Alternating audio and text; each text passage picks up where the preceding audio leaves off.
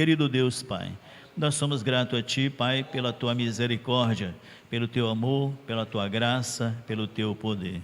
Tu és sempre, Pai, aquele que cuida de nós, de maneira amorosa, de maneira, Senhor, carinhosa. Muitas vezes nós nos estribamos, metemos os pés pelas mãos, meu Senhor, mas a Tua misericórdia é grande para conosco, e a Tua própria palavra diz: as muitas misericórdias do Senhor é o motivo de não sermos consumidos.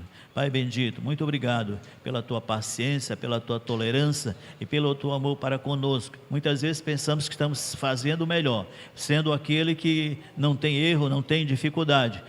Senhor, se nós fôssemos fazer um levantamento daquilo que fizemos hoje, diante da Tua presença, eu acho que a gente ficaria até com vergonha. Mas, meu Pai, a Tua misericórdia é aquela, Senhor, que usa para nossas vidas e nos aproxima de Ti para desfrutarmos da Tua bênção, da Tua presença, do Teu amor e da Tua graça. Agora, Pai, que vai ser ministrado a Tua palavra, abençoa o Teu servo, Senhor, que vai ministrar, dando ele a sabedoria, a facilidade, o entendimento daquilo que já foi preparado, foi estudado, orado, Senhor, para trazer para nós. E a nós, Pai, abre a nossa mente, o nosso coração, o nosso entendimento, para que possamos compreender aquilo que Tu vai falar através da Tua palavra para nós nesta noite. É assim que nós oramos a Ti, agradecidos por tudo, em nome de Jesus. Amém.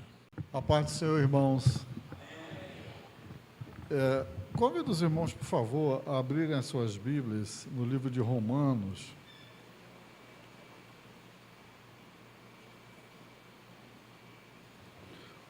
Romanos capítulo 12, versículos 17 e 18.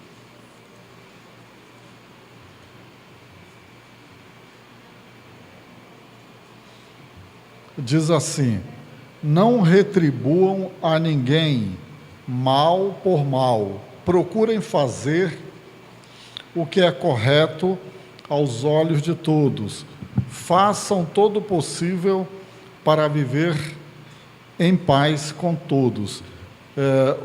O título da mensagem de hoje é: aceite as responsabilidades da vida. É baseada numa lição de escola dominical de uma revista chamada O Mestre, que nós estudamos aqui no ano de 2000, né? Que é dessa época, se lembra. E aí, irmãos, mais para os dirigentes de congregação, nós fizemos 2 leituras, mas eu recomendo que os irmãos façam as outras leituras no papel que vocês vão receber. Então, gostaria de iniciar esse estudo falando para a igreja, falando para nós mesmos que a vida traz responsabilidades, pastor Esmeraldo, e muitas vezes nós não queremos aceitar as responsabilidades que a vida nos traz. Então, nós vamos estudar 3 delas hoje.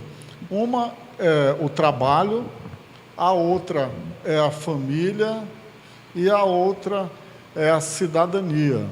Existem muitas outras, mas essas 3, dificilmente a gente não faz parte delas, né? Essas 3 são as que estão mais perto de nós.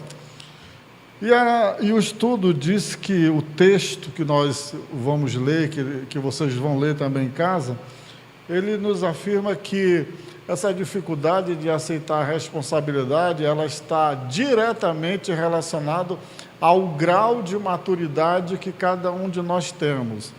Geralmente, qualquer erro que nós temos, qualquer falha que nós temos, a primeira reação que vem é a gente tentar transferir essa culpa para outra pessoa. E isso não é uma coisa da gente se espantar, porque foi o que aconteceu com Adão, pastor Zandir. Quando ele pecou, ele culpou quem, pastor Paiva? Ele culpou a Eva, ainda disse assim: foi a mulher que tu me deste. Antes ele tinha feito uma declaração de amor para ela: ossos dos meus ossos, carne da minha carne. Eu acho que foi o primeiro poema de um homem apaixonado na Bíblia, né? E aí depois ele transfere a culpa, talvez até com uma certa dose de raiva. Aí quando Deus pergunta a Eva, ela diz: não fui eu, foi a serpente. Aí Deus foi para cima da serpente, a serpente olhou para trás, não tinha mais ninguém. Então ela teve que assumir, né? Então, geralmente é assim, as nossas falhas nós não assumimos. E aí a ideia aqui é nós entendermos por que a gente às vezes não consegue avançar, não só na área espiritual, como em qualquer outra área, porque nós não queremos assumir que a falha é nossa. Quando nós assumimos que a falha, que fomos nós que falhamos, a possibilidade de superar os desafios e encontrar um rumo em qualquer área da vida, uma solução, ela se torna mais fácil, porque o doente, ele percebeu que ele precisa de um remédio. Aí quando cai a ficha que ele está doente, ele procura a farmácia, ele procura o hospital, mas enquanto ele não assume que está doente, a doença vai consumir ele por dentro e ele vai morrer dentro de casa. E assim é a vida espiritual, é igualzinho, né?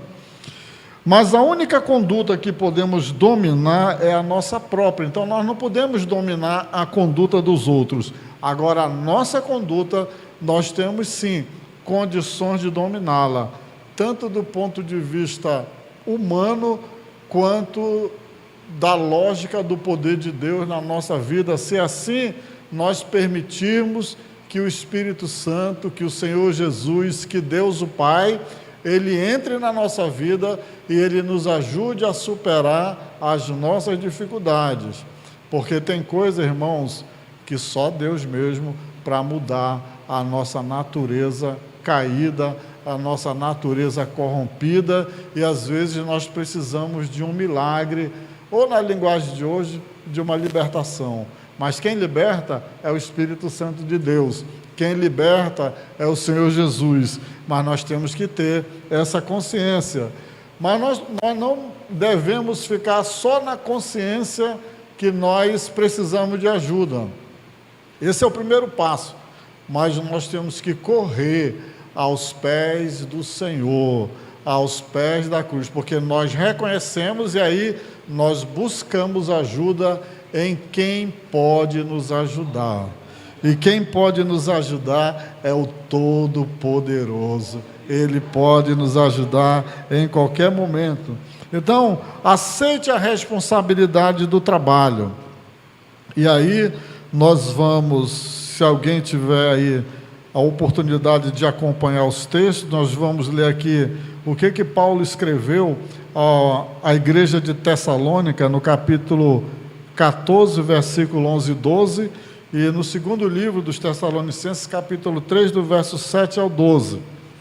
Lá naquela igreja, parece que alguns crentes ali daquela cidade não trabalhavam. Vejam bem, nós estamos entrando aqui no primeiro capítulo, que nós devemos aceitar a responsabilidade do trabalho. Em outras palavras, nós devemos trabalhar.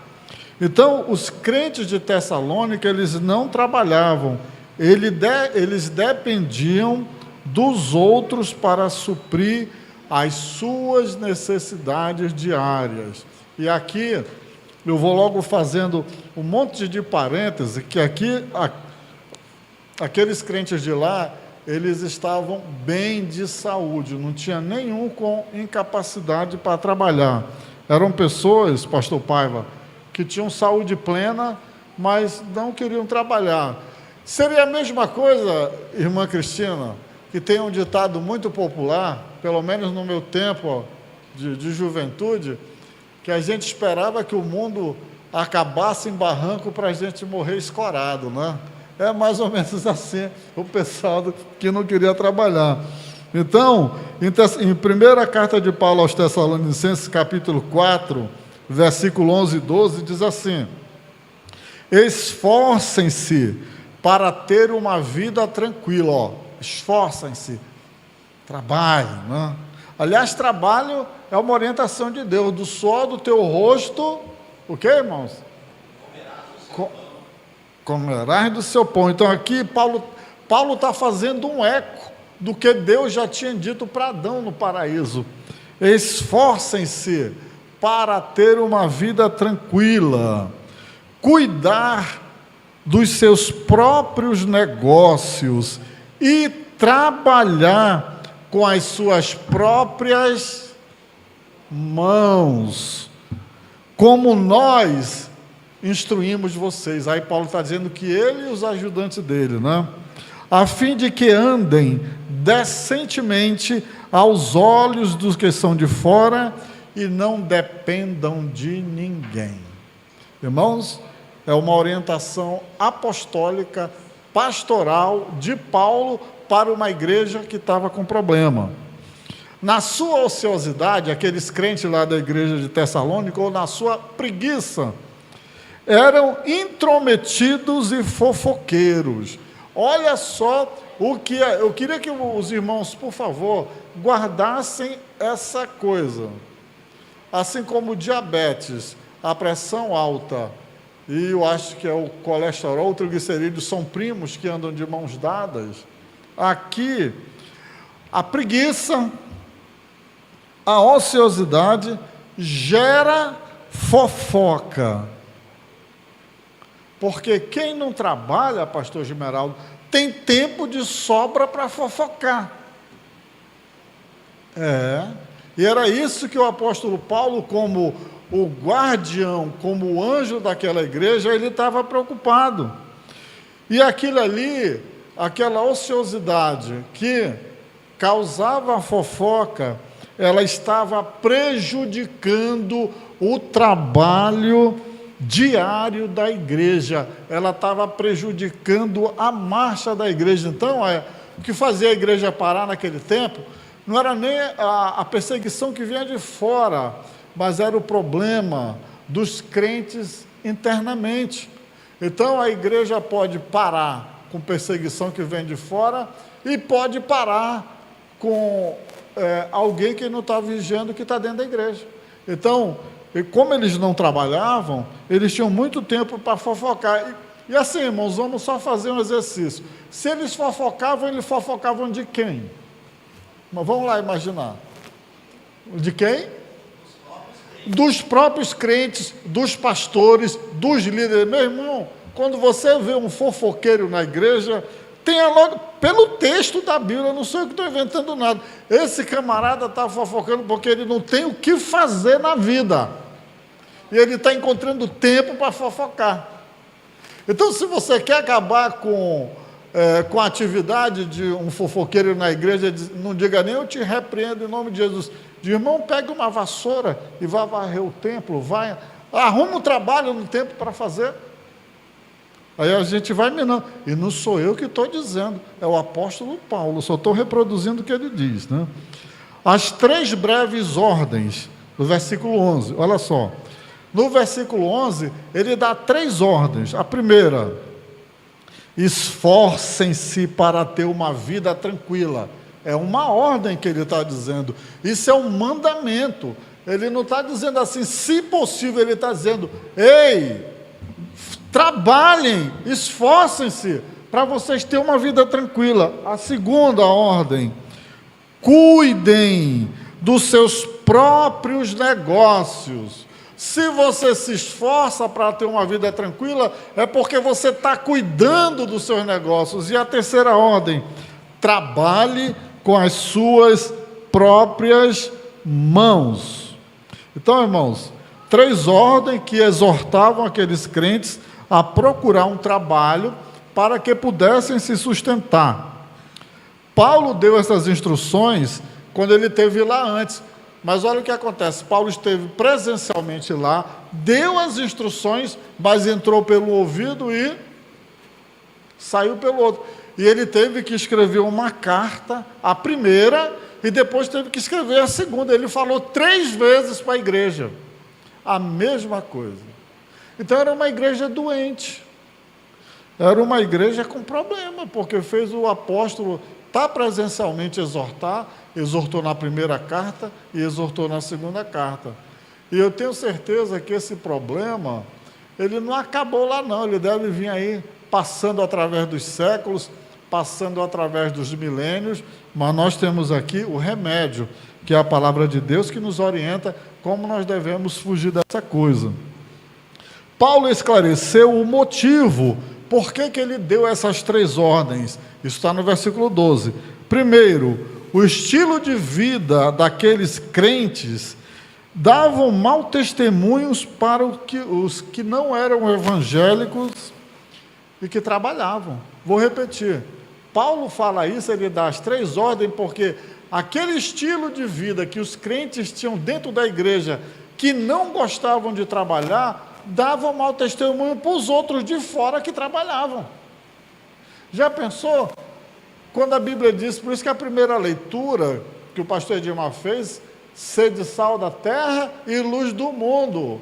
O sal daquela igreja tinha perdido a capacidade de salgar, ficou insosso. Como é que é quando perde a salgada? Insosso? Insípido. E a luz apagou. A luz do mundo, o mundo, irmãos, estava salgando mais do que a igreja. E a luz do mundo, se é que tem, estava brilhando mais do que a igreja, porque eles trabalhavam do lado de fora. Trabalhavam com as suas... O mundo fazia o que Deus tinha dito. Tu vai sobreviver do suor do teu rosto, e a igreja estava como uma espécie de parasita. Olha como isso é triste. A igreja que é para puxar o exemplo, está dando mau exemplo. Bem, e segundo, a segunda coisa, no versículo 12, se aqueles crentes trabalhassem, poderiam satisfazer as suas próprias necessidades. Então, primeiro, ei, trabalhem, porque vocês estão dando um exemplo para o mundo. A igreja, ao invés de ser bênção na comunidade, está sendo escândalo. E a segunda coisa, se vocês trabalharem, vocês não vão precisar de ajuda de ninguém, vocês vão ter para suprir a necessidade de vocês e ainda ajudar os outros. Esse é o princípio, né? A fim de que andem decentemente aos olhos do que são de fora e não dependam de ninguém. É isso que está escrito. Para que andem, irmãos, decentemente. Olha que palavra, né? Para que andem decentemente aos olhos dos que estão de fora. Ou seja, naquele tempo, quem não trabalhava, que se escorava nos outros, não era um crente que andava decentemente, né? Paulo nunca deu ordens que ele mesmo não estivesse disposto a cumprir, inclusive quanto ao trabalho, pois ele se esforçou em não depender da ajuda de ninguém. Em 2 Tessalonicenses capítulo 3, versículo 7 e versículo 8, ele recordou como trabalhara enquanto ele esteve lá naquele meio. Vou ler aqui o que diz esses versículos. Paulo está dizendo em outras palavras, olha, se lembrem de mim, eu estava aí no meio de vocês, eu poderia ser sustentado de vocês, mas eu fui trabalhar, eu e quem estava comigo, para servir de exemplo de vocês. Vamos ler aqui o versículo 7. Pois vocês mesmos sabem como devem seguir o nosso exemplo, porque não vivemos ociosamente quando estivemos entre vocês. Nem comemos coisa alguma à custa de ninguém.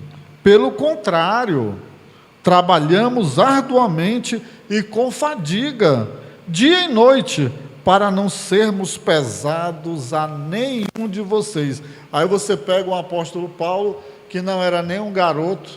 Aliás, quando ele teve o encontro com Cristo, ele já não era nem um adolescente.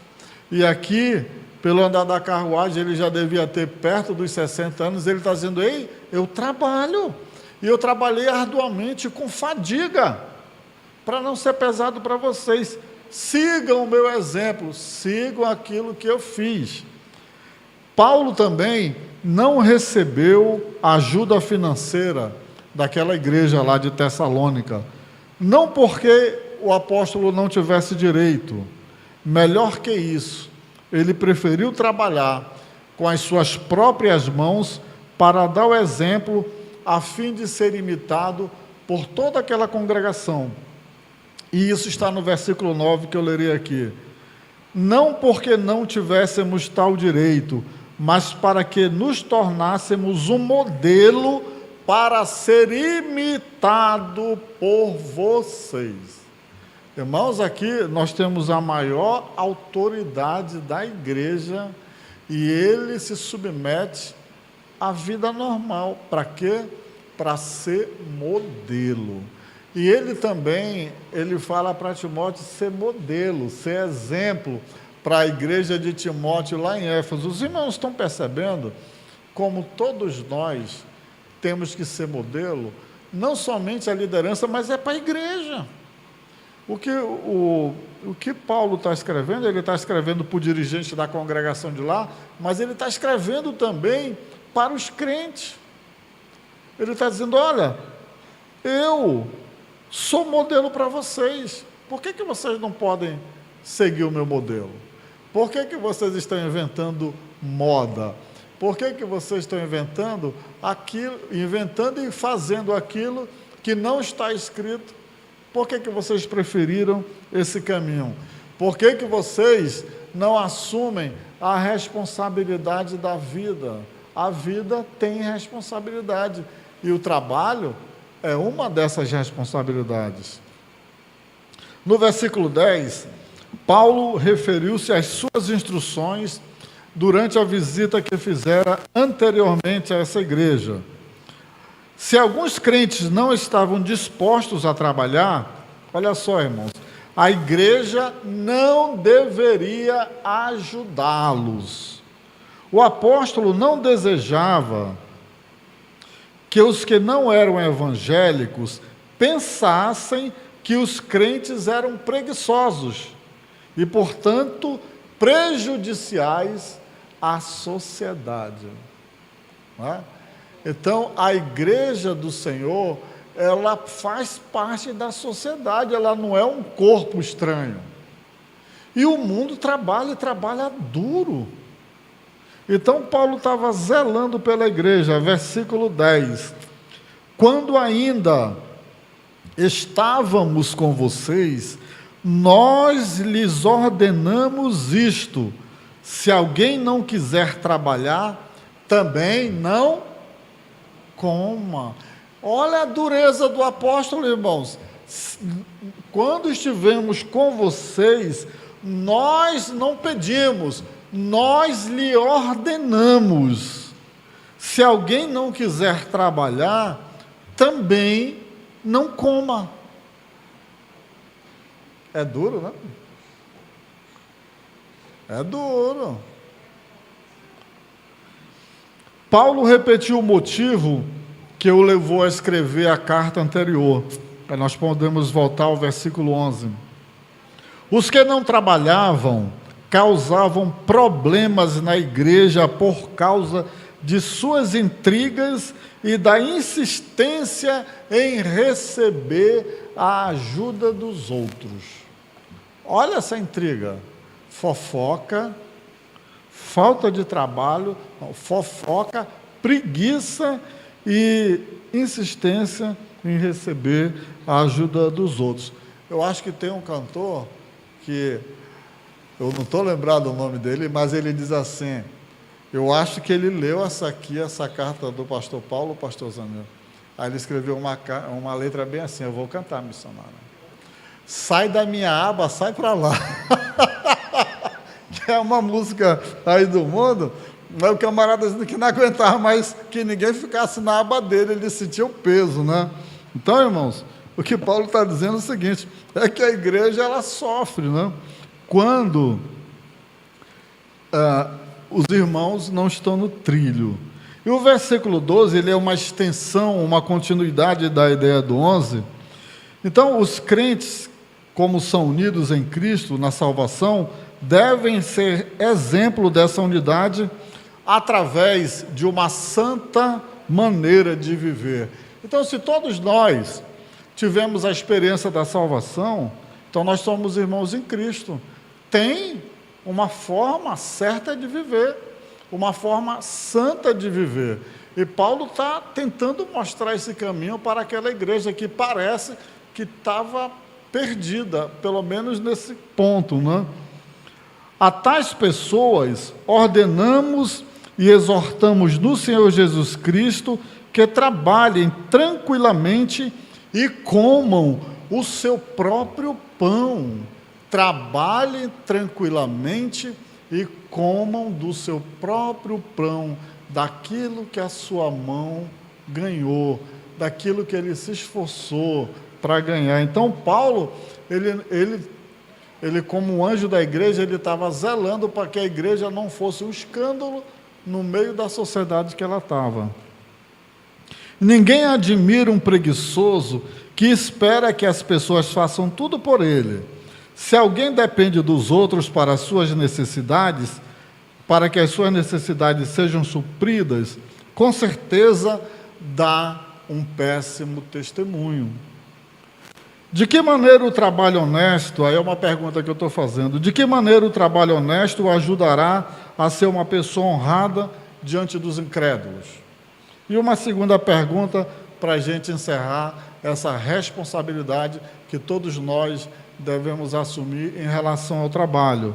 Como sua atitude para com o trabalho tem afetado o seu relacionamento para com Cristo? Será que a preguiça em eu não querer trabalhar, em eu não querer assumir essa responsabilidade, em eu querer ser pesado para alguém, arranha a minha união com Deus, a minha intimidade com Deus? Será que Deus está aprovando essa minha atitude quando eu posso e eu tenho todas as condições e oportunidades?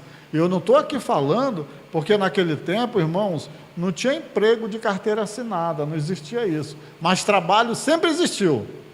Trabalho sempre existiu. Eu vou até dar um exemplo. Mamãe estava viajando, aí chegava lá, teve um camarada que, por 3 dias seguidos, ele bateu na porta, dá para capinar aqui? Eu disse, a dona da casa está viajando. Aí depois eu cheguei lá, a dona da casa já tinha chegado, ele estava capinando. Então, o camarada aqui foi atrás, estava precisando, ganhou o dinheirinho dele, honestamente, e foi embora. Então, trabalho, pode não ter emprego de carteira assinada.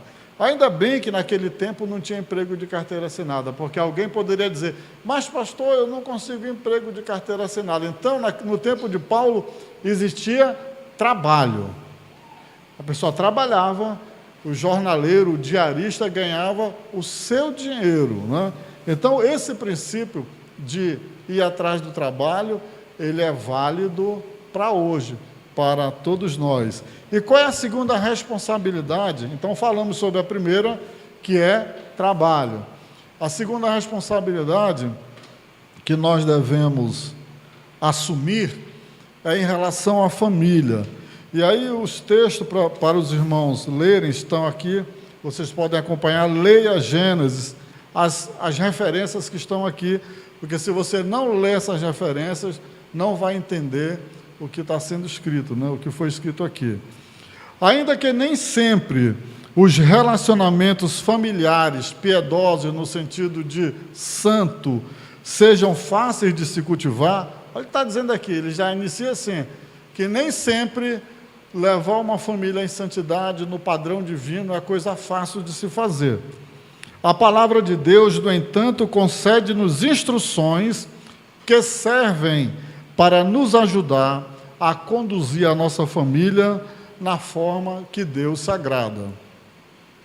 E a leitura de Gênesis capítulo 18 e 19, ela fala de Abraão, e era Deus dando testemunho de Abraão que, apesar dele não ser perfeito, ele iria conduzir a família dele a adorar o Deus vivo e o Deus verdadeiro. Ele iria ter sucesso naquilo. Por quê? Porque ele era fiel, ele era alguém que era temente a Deus, e Deus conhecia o coração dele e sabia que ele ia se dedicar naquilo. Aí eu pergunto, irmãos, será que nós estamos nessa mesma pisada de Abraão, de naquilo que depender de nós fazermos tudo o que está ao alcance das nossas mãos para que nós possamos levar a nossa família no caminho que Deus se agrade? É uma pergunta que fica. Uma coisa importante para Deus abençoar uma família é o devido relacionamento que deve existir entre o esposo e a esposa. Colossenses capítulo 13, 18. Paulo ordenou que a mulher se submetesse a seu marido. Então, nós estamos falando aqui de família e nós estamos falando de responsabilidade. Acabei de falar da responsabilidade de Abraão, que ele assumiu o papel dele, e aqui Paulo está dizendo que não é só papel do homem na condução de uma família, que a mulher também tem o seu papel. Paulo ordena que a mulher se submeta a seu marido, ainda diz assim, ó, como convém no Senhor. Irmãos, o que eu vou falar aqui pode chocar alguns aqui, mas a gente tem que fazer uma reflexão diante do que a palavra está dizendo. Por que será que Paulo falou para aquela igreja lá de Colossenses que a mulher deveria se submeter ao marido como convém ao Senhor? Ele certamente escreveu sob demanda, era porque certamente naquela igreja tinha mulher, ou muitas mulheres, não sei qual percentual, que queriam inverter o papel, queriam colocar o marido numa coleira e amarrar ele no poste. Fica aqui, totó, só sai quando eu mandar, totó, nem late. Né? Aí Paulo está dizendo, ei, vocês estão invertendo a coisa. Irmãos, tem um livro que fala sobre o espírito de Jezabel. Me lembro que logo que eu entrei na igreja, falavam de Jezabel, até tinha uma irmã que dizia, aquela é a Babilônia, aquela é a Jezabel. Mas por quê?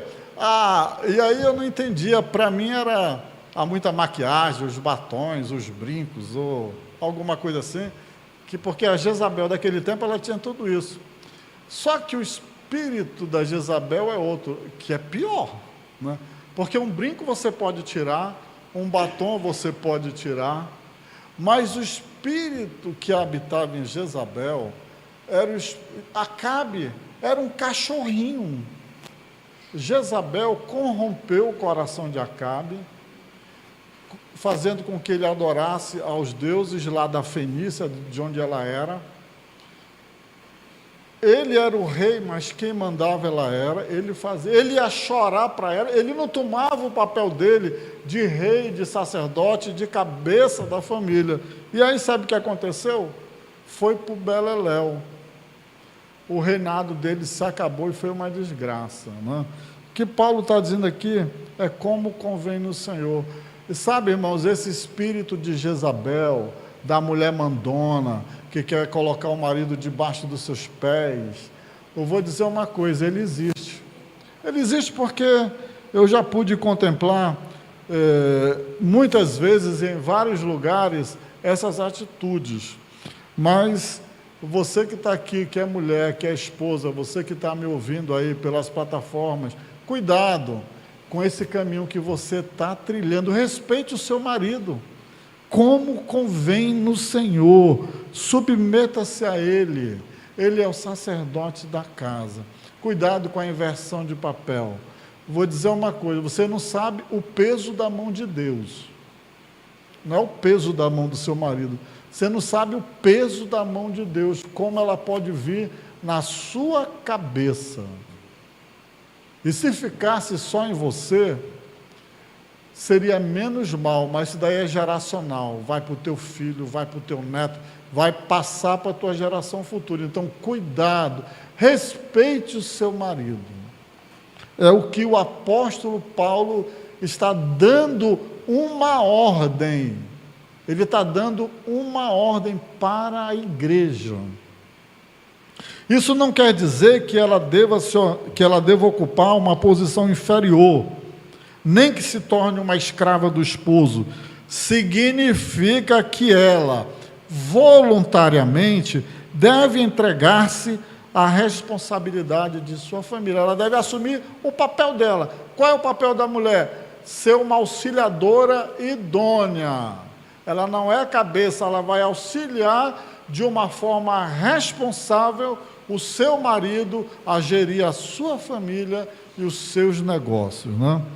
O princípio equilibrado do versículo 18 estende-se até o 19. E aí, vai falar sobre o esposo. O esposo deve amar sua esposa com o mesmo tipo de amor que Cristo tem pela igreja. Mas que amor é esse? Maridos, amem suas mulheres, assim como Cristo amou a igreja e entregou-se a si mesmo por ela. É o amor sacrificial. Cristo amou o mundo, amou a igreja e foi para a cruz, se entregou na cruz. É isso que Paulo está dizendo. Esse é o nível do amor que o marido tem que ter pela sua esposa. Ele tem que amá-la e honrá-la a tal ponto que, se preciso for, ele deve morrer por ela. É alto e é forte, não é? E sempre colocar as necessidades da esposa acima de suas próprias necessidades. O marido prudente valorizará as ideias de sua mulher e lhe pedirá conselhos quando tiver que tomar decisões que afetem a família. Lembre-se, a mulher é auxiliadora idônea. Agora, quando a mulher fica biruta, sabe o que é biruta? Aquele negócio que fica no aeroporto para ver a direção do vento. Às vezes ela está contrária ao vento, a biruta, né? Fica assim, perde a direção. Outro fator importante para que uma família obtenha a bênção de Deus é o relacionamento entre pais e filhos. Estes são um dom de Deus e devem ser tratados como tais. Efésios capítulo 6, versículo 4 diz o seguinte: que os pais não devem levar os filhos a irar-se mediante a falta de equidade, maus tratos físicos ou mentais ou abandono. Ao contrário, os pais devem criá-los de modo que conheçam a Deus. Aí eu vou citar aqui o versículo literalmente: pais, não irritem seus filhos, antes criem-nos segundo a instrução e o conselho do Senhor. Então, está vendo, irmãos, qual é a orientação do apóstolo para o papel do marido, para o papel da esposa e para o papel dos filhos, né? Então, se todos entenderem a responsabilidade da família, essa família vai para frente. Os pais podem fazer isso quando levam uma vida cristã exemplar e dão instruções espirituais tão necessárias na sociedade atual. Então vejam aqui o princípio: o marido e a mulher têm que estar em linha com a palavra de Deus. Quando um dos dois não estão, ou quando os dois não estão, aí o prédio vai ruir. Os pais têm a responsabilidade de satisfazer todas as necessidades de sua família, as necessidades espirituais, emocionais e físicas. Na época de Paulo, não havia programas governamentais que atendesse às necessidades da viúva, mas o que ele orienta? Cabia à igreja preencher essa lacuna.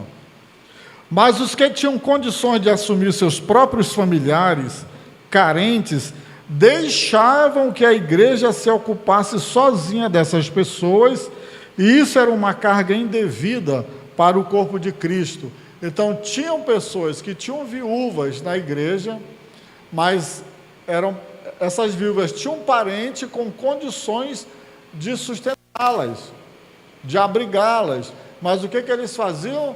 Jogavam na porta do INSS daquele tempo, que era a igreja, e era pesado para a igreja, porque a igreja às vezes não tinha nem condição para ela mesma, né?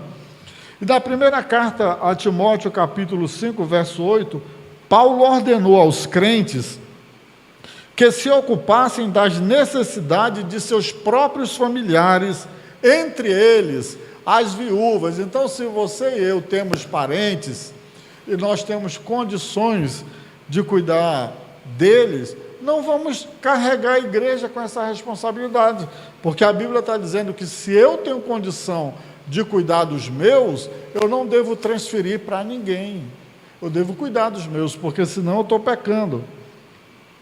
Se alguém não cuida de seus parentes, e especialmente de sua própria família, negou a fé, e é pior do que um descrente. Então Então você que tem algum parente, um irmão, um tio, uma mãe, um pai, e você não cuida dele, a Bíblia está dizendo que você negou a fé. Negou a fé, irmãos, é apostatar da fé. É pegar a Bíblia e jogar fora e dizer, eu não creio em nada disso, nem nesse Deus. Ainda está dizendo aqui, que é pior do que o descrente. Então veja só, aqui ninguém está falando de adultério, de roubo, nem de assassinato. Você não cuidou da sua família, que depende de você, você já negou a fé. E é pior do que o descrente. Diz assim um texto, se alguém não cuida de seus parentes, especialmente de sua própria família, negou a fé e é pior que um descrente. Você podia anotar, 1 Timóteo 5:8. Isso faria com que dessem um bom testemunho aos que não eram evangélicos. Então, naquele tempo, Paulo está dizendo, olha, se vocês assumirem a responsabilidade com os da sua própria casa e não jogarem na porta da igreja, e isso por si mesmo já será um bom testemunho para os que estão de fora. Irmão, será que às vezes nós pensamos que estamos certinho, fazendo o ABCD, tudo certo, e nesse ponto aqui, exatamente, que nós estamos negligenciando os nossos, será que nós não estamos escandalizando o Evangelho? E muitas pessoas, que a gente certamente não vai saber, elas não poderão estar dizendo assim, se é para ser crente, como aquele dali, que trata a família dele desse jeito, e está precisando dele, eu aqui não quero ser crente. Vocês acham que é impossível alguém pensar assim? Irmã Cristina, pode? E às vezes, né, a gente se policia tanto em outras áreas, e o apóstolo aqui está levantando a costela da igreja, justamente nessa área de cuidar dos seus. E olha, eu vou dizer mais uma coisa aqui, hein? Tem crente que se esconde atrás de atividade da igreja para renunciar, renegar, fugir da sua responsabilidade com a sua família. Tem mulher que vive dentro da igreja 24 horas porque não quer dar um cheiro no marido, e vice-versa. Maridos que se escondem atrás de alguma função para não encarar a mulher quando chegar em casa e nem a sua família. Eu estou falando coisa de outro mundo, pastor Paiva? Pois é. Então é a palavra de Deus que está falando, né, irmãos? Para fechar essa parte de que nós devemos assumir a responsabilidade com a nossa família, duas perguntas. Qual a função do esposo e da esposa em uma família cristã? Pense nisso. Uma outra pergunta. De que maneira os pais podem guiar seus filhos na vida cristã? E aí eu vou para a última responsabilidade que nós devemos assumir, e ela fala sobre a cidadania. Jesus declarou que seus discípulos eram a luz do mundo. Os crentes podem influenciar este mundo obscurecido pelo pecado, mas como? A luz que refletimos é Cristo em nós. No domingo aqui, a mensagem que foi dada na igreja falava que nós temos que ter a mente de Cristo. E aqui está falando que nós temos que ter a luz de Cristo. Então já pensou, irmãos? Se nós temos a luz de Cristo e a mente de Cristo, nós vamos ser um exemplo para o mundo, né? Nossa vida deve despertar nas pessoas a necessidade que elas têm de Deus. Será que o meu modo de viver está despertando em alguém a necessidade que ela tem interna de Deus, ou está afastando ela para mais longe? Pense no tipo de crente que você é, faça uma autoanálise, mas não é preciso falar que não, faça depois da meia-noite, de meia-noite a 1h. Veja se o tipo de crente que eu e você estamos sendo, estão colocando as pessoas para perto ou para longe de Deus. Para que isso seja possível, não devemos ocultar a nossa luz. Pois uma lâmpada acesa é como uma cidade sobre o monte. Todos poderão vê-la. De igual modo, a nossa vida em Jesus deve ser levada às claras, para que os outros possam ver Cristo através de nós. Os outros estão vendo Cristo através de nós. Será que eu sou o anjo na igreja e o Satanás dentro de casa, no trabalho, e na escola, e na rua? Como é que está a nossa luz? O que a vizinhança vê em mim? Ela vê a luz de Cristo ou ela vê uma vela apagada? O que sai da minha boca, o meu testemunho, as minhas atitudes, qual é o testemunho que ela está dando? Ser luz neste mundo de trevas depende do relacionamento que mantemos com as pessoas. Irmãos, vou repetir isso aqui.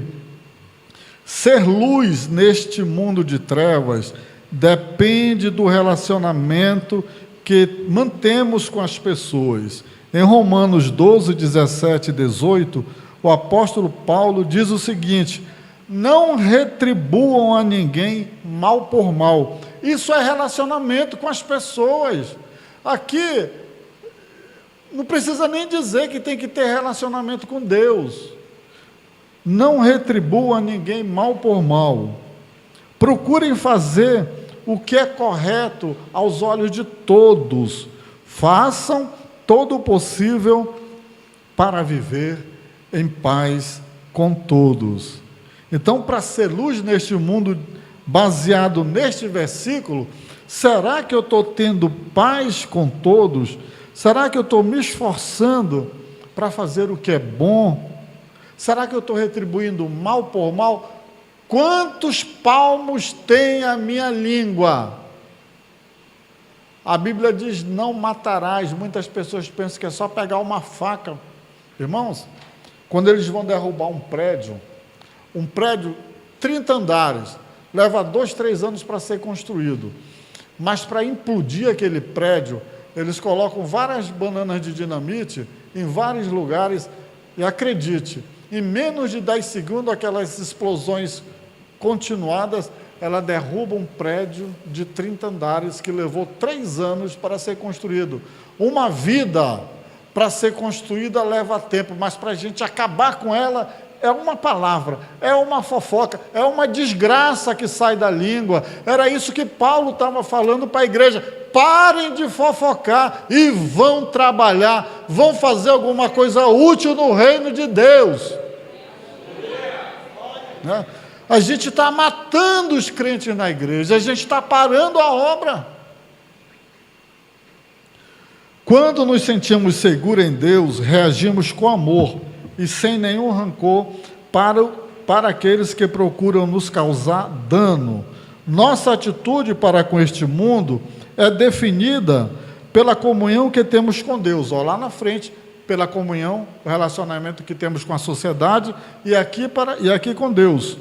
Como peregrinos e forasteiros, devemos viver livres das influências luxuriosas deste mundo. Diz o versículo: amados, insisto em que, como estrangeiros e peregrinos no mundo, vocês se abstenham dos desejos carnais que guerreiam contra a alma. Então, como é que eu ponho em prática a minha cidadania? Tendo comunhão com Deus e tendo comunhão com o meu próximo. Tendo um excelente relacionamento com Deus e um excelente relacionamento com o meu próximo. Nossa vida cristã é um testemunho para os que não são crentes. Caso queiram nos caluniar, o nosso reto estilo de vida demonstrará que suas acusações são falsas. Então, se nós vivemos um reto estilo de vida, podem nos caluniar, que não vai nos derrubar. Parte de nossa maneira cristã de viver inclui obediência às autoridades, por isso cidadania, autoridades governamentais. Ao obedecer às leis de nosso país, na verdade glorificamos a Deus e silenciamos os que nos criticam, 1 de Pedro, capítulo 2, versículo 13 e 15 diz: por causa do Senhor, sujeitem-se a toda a autoridade constituída entre os homens, seja o rei como autoridade suprema, seja os governantes como por ele enviados para punir os que praticam o mal e honrar os que praticam o bem, pois é da vontade de Deus que, praticando o bem, vocês silenciem a ignorância dos insensatos. Estamos na beira de uma eleição, não importa quem ganhe, nosso dever aqui é orar pelas autoridades constituídas. Não devemos apenas procurar nos distinguir das pessoas do mundo. Deus nos ensina que devemos nos afastar das coisas que agridem o Espírito Santo, o qual habita em nós. Então, olha só, eu não só devo ser diferente das pessoas, como eu devo evitar aquilo que entristece o Espírito de Deus, de modo que a nossa santa maneira de viver será diferente do mundo em que vivemos. E a pergunta para concluir essa parte: por que um cristão jamais deve sentir-se totalmente cômodo neste mundo? Né? E a aplicação dessa mensagem são 2 parágrafos. Alguns não querem aceitar as responsabilidades da vida, e aqui falamos sobre 3: trabalho, família e cidadania. Vagueiam sem rumo, convicto de que outros satisfarão suas necessidades básicas e diárias. Até mesmo os pais, às vezes, abandonam as responsabilidades para com as suas famílias. Marido ou mulher, um deles ausenta-se do seio familiar devido ao divórcio ou à separação. Mesmo os que permanecem no lar podem separar-se emocionalmente e não proporcionar o amor e a liderança necessária. Que eu queria fazer um pequeno comentário sobre isso. Tem aquele lá que vai ser comprometido pela separação ou pelo divórcio. Agora, isso que eu vou falar aqui é uma coisa que eu espero que para aqueles que estejam casados, pensem bem. Existem muitos casamentos, e eu falo, não só no mundo, mas na igreja também, principalmente na igreja, que já estão divorciados dentro de casa há muito tempo. Já houve separação de almas. Mulher dorme no quarto, homem dorme no outro, ou se dorme no mesmo quarto. Já não tem mais relacionamento. Irmãos, isso é muito triste. Isso vai causar... Já causou ruptura entre o casal. Falta só se espalhar nos filhos. E às vezes já chegou nos filhos. Então, é um casamento que já está ruído. Mas não existe nenhuma situação demasiadamente difícil para Deus que Ele não possa resolver. Mas o que nós temos que fazer? Diante dessas situações tão difíceis, nós devemos buscar o socorro no Senhor, porque Ele é que tem a solução para todo o problema. O Senhor ressuscita morto, cura doente, expulsa demônio e restaura a família. Restaura a família. E Ele ressuscitou muitos mortos e entregou para os seus pais no Novo Testamento e no Velho Testamento a solução, desde que eu e você a procure em Deus. Mas se nós ficarmos e insistirmos em não assumirmos as nossas responsabilidades, o destino não será bom. Mas se nós descobrirmos por meio dessa palavra onde nós estamos falhando, nós podemos clamar ao Senhor nessa noite. E agora que nós vamos fazer um período de oração e clamar ao Senhor para Ele vir com misericórdia e com ação na nossa vida e tirar tudo aquilo que a gente achava que não tinha mais jeito, e o Espírito Santo pode restaurar nessa noite. Que o Senhor nos abençoe.